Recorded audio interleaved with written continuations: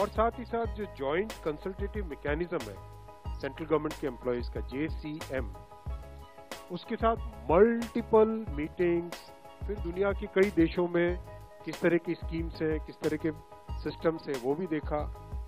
फिर भारत की जो अर्थव्यवस्था है और केंद्र सरकार का बजट है, उसको समझने के लिए रिजर्व बैंक ऑफ इंडिया के साथ, वर्ल्ड बैंक के साथ, सबके साथ कंसल्टेशंस हुए और इस कंसल्टेशन के बाद में एक यूनिफाइड पेंशन स्कीम का रिकमेंडेशन इस कमेटी ने किया। और आज प्रधानमंत्री श्री नरेंद्र मोदी जी की अध्यक्षता में यूनियन कैबिनेट ने यूनिफाइड पेंशन स्कीम को अप्रूव किया है, इसको अनुमोदित किया है और ये स्कीम अभी आने वाले समय में लागू होगी। इस स्कीम के 5 पिलर्स हैं। सबसे इम्पोर्टेंट विषय था कर्मचारियों की तरफ से कि हमें अश्योर्ड अमाउंट एक चाहिए, जो बहुत लॉजिकल और वाजिब रिक्वायरमेंट था। इस डिमांड पे एक मेथोडिकल वे में काम करके और एक्चुअरियल साइंसेस, जो लोग आगे का भविष्य का रिक्वायरमेंट वगैरह कंप्यूट करने का एक तरीका होता है जिसको एक्चुअरियल साइंस बोलते हैं, उनके साथ मिलके कई तरह के फाइनेंशियल मॉडल्स को प्रोजेक्ट करके और सबके साथ मिलके एक सिस्टमेटिक तरीके से 50% अश्योर्ड पेंशन, ये इस यूपीएस का सबसे पहला पिलर है। इसकी डिटेलिंग देखनी चाहिए हमें। जो ये अमाउंट मिलेगा वो रिटायरमेंट से पहले के 12 महीनों की एवरेज बेसिक पे का 50% होगा। मैं रिपीट कर रहा हूं, अश्योर्ड पेंशन का जो अमाउंट है that will be the average of basic पे ऑफ 12 मंथ्स बिफोर सुपर एनुएशन, उसका 50%। और इस फुल पेंशन के लिए जो क्वालिफाइंग सर्विस रहेगी वो रहेगी 25 इयर्स, यानी 25 वर्ष तक अगर किसी ने काम किया है, सेवा की है, तो उसको फुल पेंशन यानी जो ये अश्योर्ड पेंशन का अमाउंट है वो मिलेगा। 25 साल से अगर कम है लेकिन 10 साल से ज्यादा है तो उसमें प्रोपोर्शनेट पेंशन रहेगी, प्रो रेटा वो पेंशन का अमाउंट बनेगा। जो कभी किसी कर्मचारी की डेथ हो जाए तो फैमिली पेंशन एक बहुत बड़ा, स्पाउस के लिए ये बहुत बड़ी एम्प्लॉयज की एक रिक्वायरमेंट थी, डिमांड थी। तो सेकंड पिलर इस यूपीएस का है अश्योर्ड फैमिली पेंशन।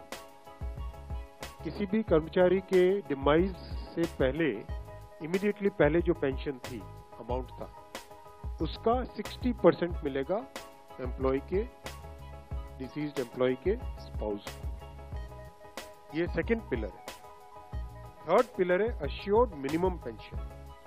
कई बार देखा कि सर्विस कम होती है और कंट्रीब्यूशन जितना हुआ है उससे एक सफिशिएंट अमाउंट नहीं मिल पाता था, और ये अपने आप में एक बड़ा विषय था केंद्र सरकार के कर्मचारियों का और एनपीएस में जुड़े सभी कर्मचारियों का। इसीलिए एक minimum assured pension, assured minimum pension 10,000 rupees per month, वो इसमें यूपीएस में थर्ड पिलर ये रखा गया। इसके साथ आगे वाले पॉइंट को जोड़ के करेंगे तो अगर डीएनएस रिलीफ यानी महंगाई से रिलेटेड रिलीफ जो मिलेगी तो वो आज की तारीख में होते होते करीब 15,000 रुपए पर मंथ हो जाती है, which is a substantial relief part of this entire pension system. Fourth pillar है इन्फ्लेशन के साथ इंडेक्सेशन।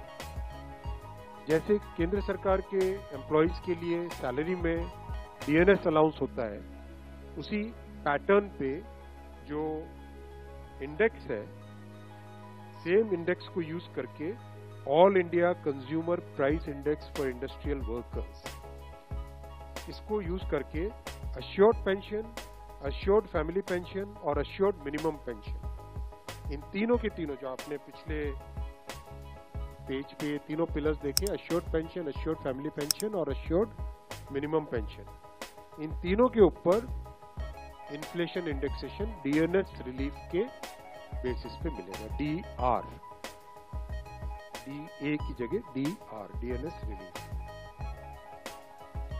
पांचवा पिलर है इस स्कीम का lump sum payment at superannuation in addition to gratuity. ये एक तरीके से बहुत ही इंपॉर्टेंट और बहुत ही बड़ी एक रिलीफ मिलेगी। जब सुपर एन्युएशन होता है तो उसके बाद में इंसान अपनी लाइफ को प्लानिंग जिस तरह से करना चाहिए तब कई बड़े खर्चे आते हैं, इसलिए ये लंप सम एक अमाउंट तय किया गया। यह है कि हर 6 महीने की सर्विस के लिए monthly emoluments, which means pay and DA combined, उसका 10% अमाउंट। तो ये एक अपने आप में सब्सटैंशियल एक अमाउंट रह जाएगा। जैसे मान लीजिए किसी का 30 इयर्स की सेवा है तो उसमें करीब करीब 6 महीने की सैलरी, सुमलता साहब दैट्स करेक्ट ना, करीब करीब 6, तो उसको 6 महीने की emoluments जो उसकी रहेगी पे प्लस DA मिला के, वो एक लमसम अमाउंट की तरह मिलेगा। ये 5 पिलर्स को लेके आज यूनिफाइड पेंशन स्कीम अप्रूव हुई है। ये स्कीम केंद्र सरकार के करीब 23 लाख कर्मचारी, करीब 23 लाख एम्प्लॉयज हैं, उनको इसका बेनिफिट मिलेगा।